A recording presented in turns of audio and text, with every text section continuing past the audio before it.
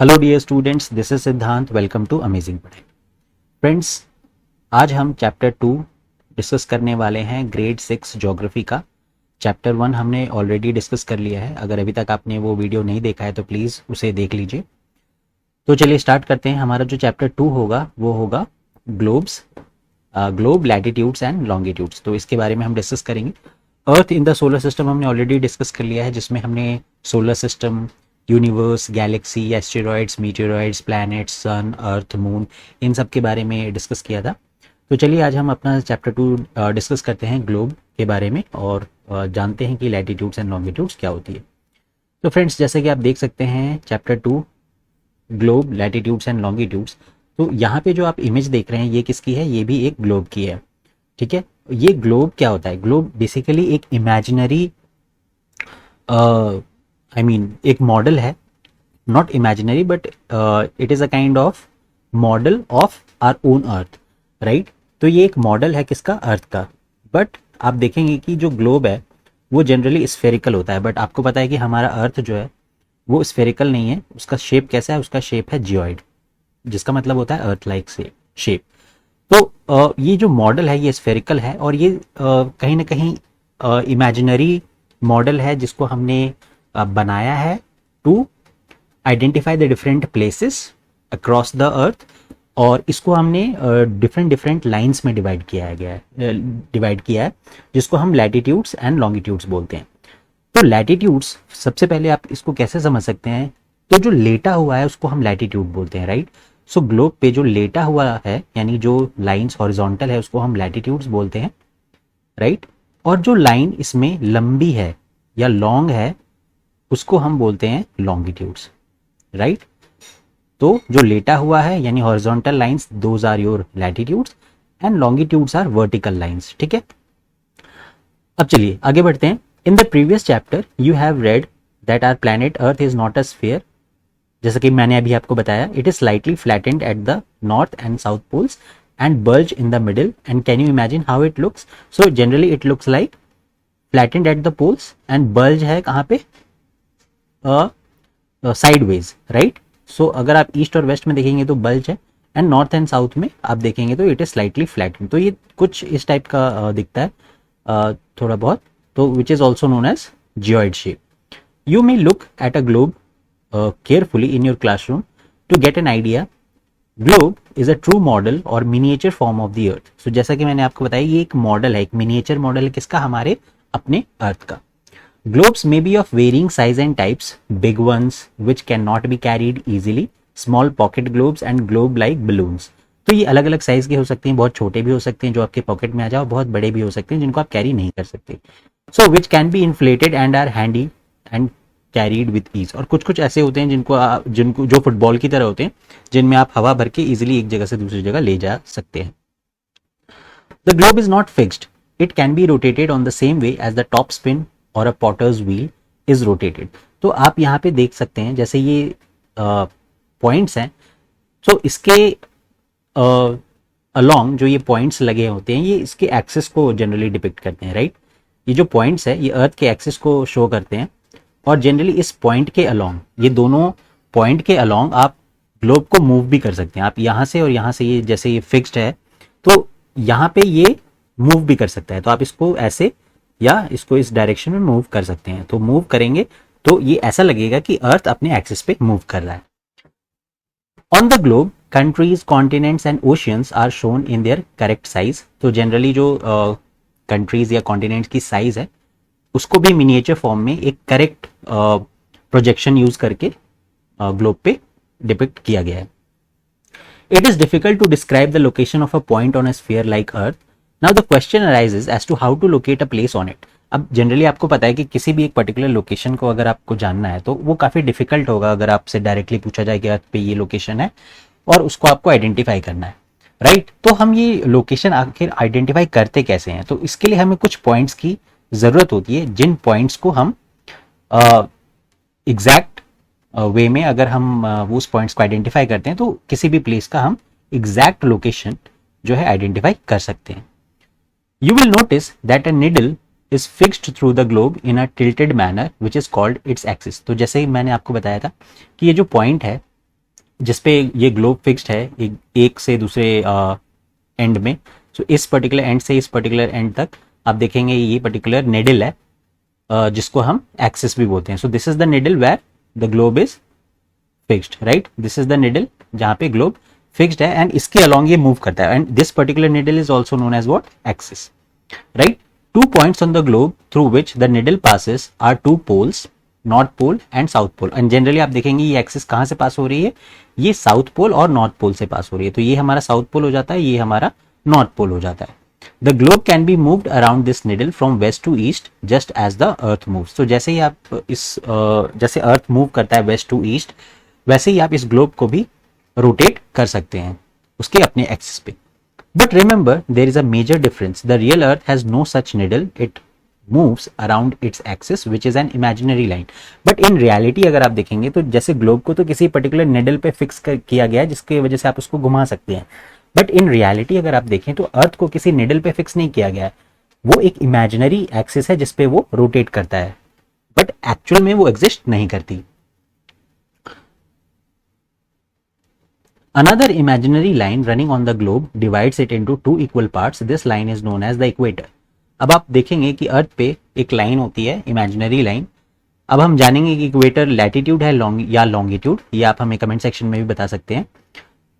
The northern half of the earth is known as the northern hemisphere and the southern half is known as the southern hemisphere. तो आप देखेंगे globe पे या अर्थ को हम imaginary line जिससे divide करते हैं उसको हम इक्वेटर बोलते हैं, जो बिल्कुल बीचों बीच अर्थ के जाती है एंड ये 0 डिग्री पे लाई करती है। इसके ऊपर वाला जो पोर्शन है इसको हम नॉर्दर्न हेमिस्फीयर बोलते हैं और इसके जो नीचे वाला पोर्शन है इसको हम सदर्न हेमिस्फीयर बोलते हैं। एंड ये इमेजिनरी लाइन है जो अर्थ को बिल्कुल इक्वल पार्ट में नॉर्दर्न एंड सदर्न हेमिस्फीयर में डिवाइड करती है। And they both are what, they both are latitudinal lines, right. So therefore the equator, sorry they both नहीं, this particular line is latitudinal line and they both, I mean northern hemisphere and southern hemisphere, they both are divided into equal halves.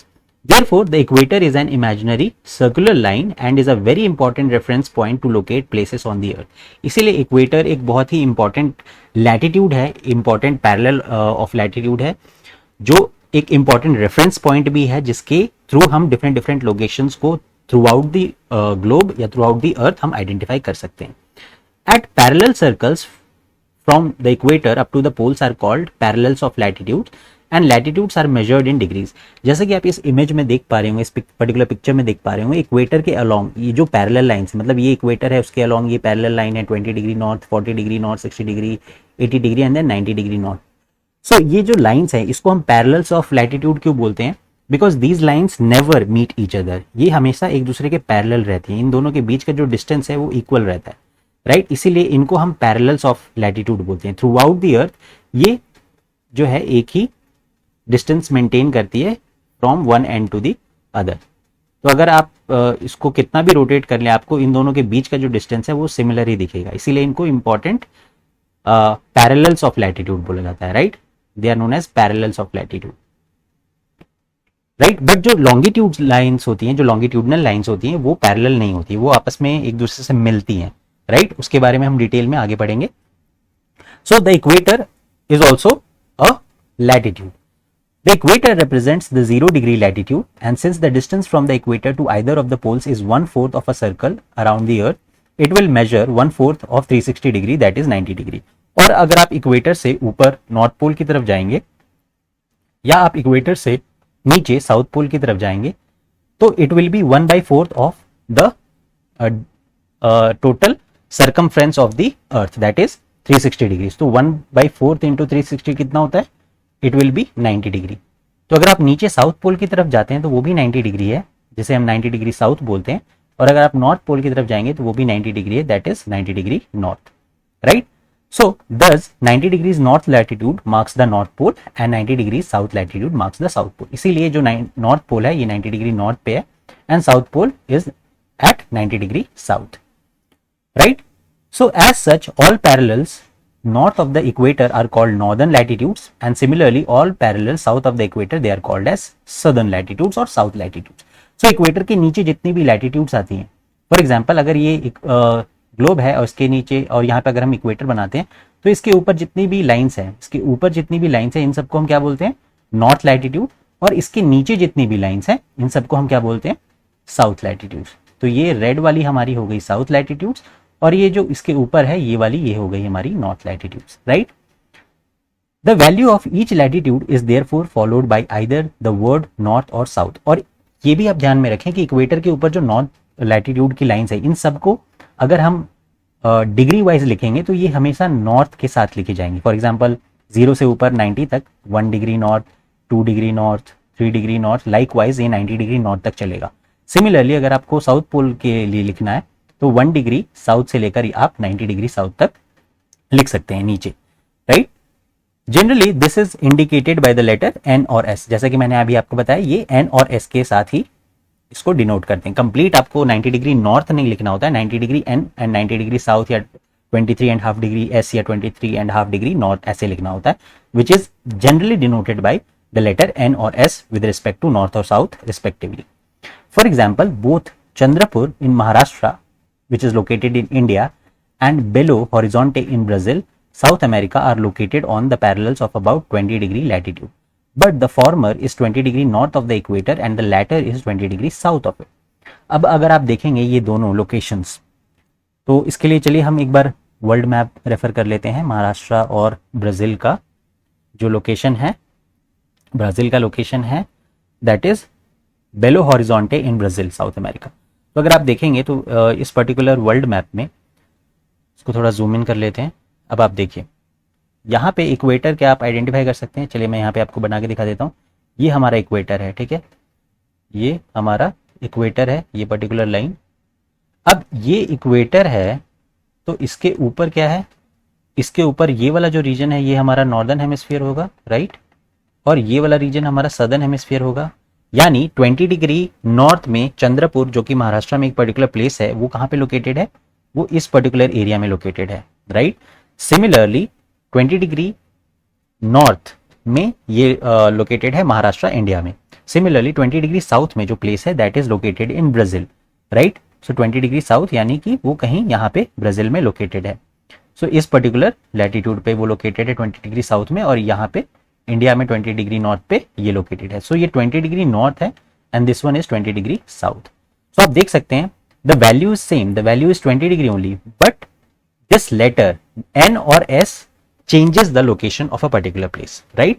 So similarly the letter associated with a particular number is very much important to locate a particular place, or and that also helps us to identify whether the place is located north or south of the equator. So अगर n है तो वो north होगा equator के, अगर s है तो वो south होगा equator के। We therefore say that Chandrapur is situated at 20 degree north latitude, but Belo Horizonte is situated 20 degree south latitude. And we see in figure 2.2 that as we move away from the equator, the size of the parallels of latitude decreases. अब अगर आप इस particular globe को देखेंगे तो यहाँ पे आपको एक और चीज पता लगेगी कि जैसे ही हम नीचे से ऊपर की तरफ जाते हैं, राइट, मतलब इक्वेटर से आप नॉर्थ पोल या इक्वेटर से आप साउथ पोल की तरफ जाते हैं, तो the length of the latitude that we have it continuously decreases. यानी जो सबसे बड़ा सर्कमफ्रेंस है लैटिट्यूड में that is equator, which is also known as the great circle. ठीक है, ये आप नोट डाउन भी कर सकते हैं। इक्वेटर को क्या बोलते हैं, ग्रेट सर्कल, राइट, और the longest latitude that we have, इसको ग्रेट सर्कल भी बोलते हैं या द लॉन्गेस्ट लैटिट्यूड। एंड जैसे ही आप इक्वेटर से ऊपर की तरफ जाएंगे, इक्वेटर से ऊपर की तरफ जाएंगे तो ये लैटिट्यूडनल लाइन जो है वो छोटी होती चली जाती है, राइट, और ये डिक्रीज होती चली जाती है एंड पोल्स के पास ये एकदम पॉइंट के फॉर्म में हो जाती है। So as we move north और south of the equator, the latitudinal line it decreases, the length of the latitude it decreases, right. Now moving on to the important parallels of latitude. अब ये जो सारी latitudinal lines है, ये सारे important parallels of latitude नहीं होती हैं, बल्कि कुछ लाइंस इसमें से जो है वो उनको हम इंपॉर्टेंट पैरेलल्स ऑफ लैटिट्यूड कहते हैं। अब इन्हें हम इंपॉर्टेंट पैरेलल्स ऑफ लैटिट्यूड क्यों कहते हैं, तो आप देखिए, besides the equator which is located at 0 degree, the north pole 90 degree north and south pole 90 degree south, ये तीनों इंपॉर्टेंट लाइन है, कौन कौन सी? इक्वेटर जो कि ये लोकेटेड है यहाँ पे। सो अगेन मैं यहाँ पे आपको ड्रॉ करके दिखाता हूँ, ये 0 डिग्री इक्वेटर, राइट, ये हमारी इंपॉर्टेंट एक लाइन है। 90 degree north pole, right, this is 90 degree north pole and this is 90 degree south pole, right, 90 degree south and this is 90 degree north pole. तो ये तीन तो इंपॉर्टेंट हो गई। इसके अलावा जो हमारी इंपॉर्टेंट पैरेलल्स ऑफ लैटिट्यूड है वो है हमारी tropic of cancer which is 23.5 degree north of the equator. So ये इक्वेटर है, इक्वेटर से 23.5 डिग्री, यानी कि ये वाला particular line is known as tropic of cancer, right. This is Tropic of Cancer, which is an important parallel of latitude. Apart from Tropic of Cancer, we have Tropic of Capricorn, which is in southern hemisphere, and therefore it is denoted with S, 23.5 degree S. तो ये है Tropic of Cancer हमारा, right? ये south of the equator है, तो ये भी एक important parallel of latitude है। Then we have Arctic Circle, which is again north of the equator. तो ये Arctic Circle हमारा ये है 66.5 degree north पे, and the last important parallel of latitude that we have is Antarctic Circle. Antarctic Circle अब ये कितना कहाँ पे located है? ये 66.5 degree south में located है, right? And this is the also one of the important parallel of latitude that we have. So ये सारे lines जो आप देख रहे हैं from South Pole to Antarctic Circle to Tropic of Capricorn, Equator, Tropic of Cancer, Arctic Circle and North Pole, ये सारे क्या है? Important parallels of latitude है, right? So Antarctic Circle in the south, Arctic Circle in the north, Tropic of Cancer in the north, Tropic of Capricorn in the south, and equator it divides Earth into two equal halves, that is northern hemisphere and southern hemisphere. चलिए अब आगे move करते हैं। Now we will talk about the heat zones of the Earth, right? So when we talk about the heat zones of the Earth, how we actually determine the heat zones, मतलब heat zones कैसे determine करते हैं? तो basically heat zones means on the basis of temperature how we divide the Earth in different zones. So the midday sun is exactly overhead at least once a year on all latitudes in between the Tropic of Cancer and the Tropic of Capricorn. This area therefore receives the maximum heat and is called torrid zone. जब अगर आप globe पे देखेंगे, let me just show you on this particular image itself, मैं आपको इस image पे ही बता देता हूँ। तो अगर आप इस पर्टिकुलर इमेज पे देखेंगे, इमेज में, तो आप देखेंगे कि ये जो रीजन है ट्रॉपिक ऑफ कैंसर से ट्रॉपिक ऑफ कैप्रिकॉर्न का, ये वाला रीजन, राइट, इसे हम टॉरिड जोन बोलते हैं, राइट, इसे हम क्या बोलते हैं? इसे हम टॉरिड जोन बोलते हैं। क्यों? क्योंकि यहाँ 23.5 डिग्री नॉर्थ से 23.5 डिग्री नॉर्थ से 23.5 डिग्री साउथ तक सनलाइट कभी ना कभी किसी न किसी लैटिट्यूड पे या किसी न किसी लाइन पे 23.5 डिग्री नॉर्थ से 23.5 डिग्री साउथ तक डायरेक्टली फॉल करती है, राइट। सनलाइट डायरेक्टली फॉल करती है कहाँ पे? इस पर्टिकुलर रीजन में, इस पर्टिकुलर रीजन में सन की लाइट डायरेक्टली फॉल करती है, and therefore this particular zone is known as torrid zone, and maximum heat which is received on the earth is also in this particular zone which is between Tropic of Cancer to Tropic of Capricorn, ठीक है, इसीलिए इसको क्या बोलते हैं? Torrid zone बोलते हैं, right. Moving on to the next zone that we have, और ये स्ट्रेट और डायरेक्ट सनलाइट फॉल करने का मतलब क्या है? डायरेक्ट सनलाइट फॉल करने का मतलब जो डिस्टेंस है सनलाइट का या जो इंटेंसिटी है सनलाइट की, जो उसमें हीट है वो ज्यादा होती है। So when we talk about the direct sunlight, it means the sunlight has to cover the minimum distance. अगर वो डायरेक्टली फॉल करेगी तो वो मिनिमम डिस्टेंस कवर करेगी, सो इसीलिए उसकी जो इंटेंसिटी होती है, उसकी जो हीट होती है वो ज्यादा होती है। अगर आप इस टॉर्च के एग्जाम्पल को देखें कि torch falling on a straight surface is bright and covers a smaller area, अगर ये डायरेक्टली फॉल कर रही है किसी पर्टिकुलर रीजन पे, तो आप देखिए कि ये उसको शॉर्टेस्ट डिस्टेंस ट्रेवल करना पड़े। बट अगर ये किसी पर्टिकुलर रीजन पे स्लांटेड फॉल कर रही है या इंक्लाइंड फॉल कर रही है, it is less bright but covers a bigger area. यहाँ पे अगर ये ऐसे स्लांटेड वे में अगर फॉल कर रही है तो इसको ज्यादा एरिया कवर करना पड़ा, यानी दिस एरिया इज मोर। आप देखेंगे यहाँ से यहाँ तक का डिस्टेंस, यहाँ से यहाँ तक का डिस्टेंस देखिए कितना ज्यादा है एज कंपेयर टू यहाँ से यहाँ तक का distance, right. So this distance is less as compare to this distance which is more, और since more distance is covered by sunlight, तो इसीलिए beyond the tropic of cancer and beyond tropic of capricorn sunlight पहुंचती है, but उसकी intensity कम होती है because sunlight has to travel longer distance, right. Similarly, the midday sun never shines overhead on any latitude beyond the Tropic of Cancer and Tropic of Capricorn. जैसा कि मैंने कहा कि सनलाइट जो है डायरेक्टली फॉल करती है टॉरिड जोन में, between tropic of cancer and between tropic of capricorn, but उसके बियॉन्ड सनलाइट डायरेक्टली फॉल नहीं करती, वो स्लांटेड फॉल करती है, इंक्लाइंड वे में फॉल करती है।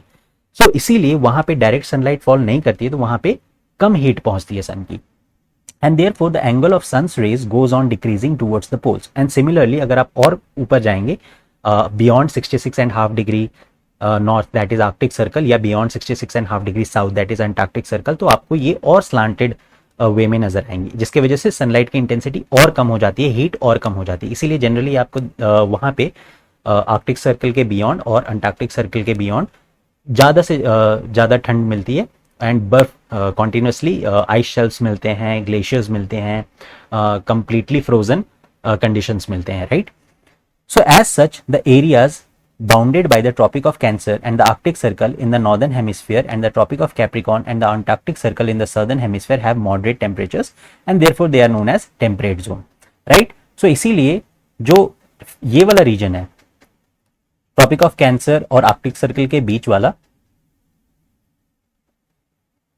Tropic of cancer and arctic circle के बीच वाला ये वाला region, right, and tropic of capricorn and Antarctic circle के बीच वाला यानी ये वाला रीजन, इन्हें हम क्या बोलते हैं? इन्हें हम बोलते हैं टेम्परेट जोन, बिकॉज यहाँ पे the temperature is also moderate and the climate is also very much moderate. We do not have extreme climatic conditions, right, extreme